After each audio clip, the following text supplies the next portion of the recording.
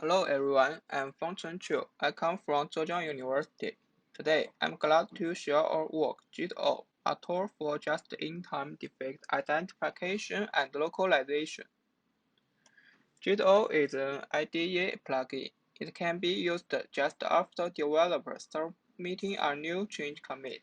First, it can identify if a new change is buggy. Second, it can locate suspicious buggy code lines in the identified buggy change. This is the framework of JITO. It contains two phases. The first phase is model building.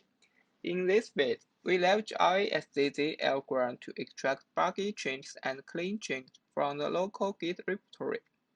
Then, use 14 change features from all changes to build a class file as JIT defect identification model. It can identify buggy change.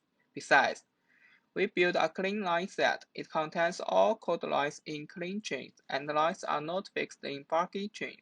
Then, train an algorithm model based on this set to achieve JIT defect localization model. The second phase is the model application. In this phase, when submitting a new change commit to the local Git repository, the identification model will identify it as buggy change or clean change. If it's identified as buggy, the localization model will find the most likely buggy code lines. Thanks for your attention.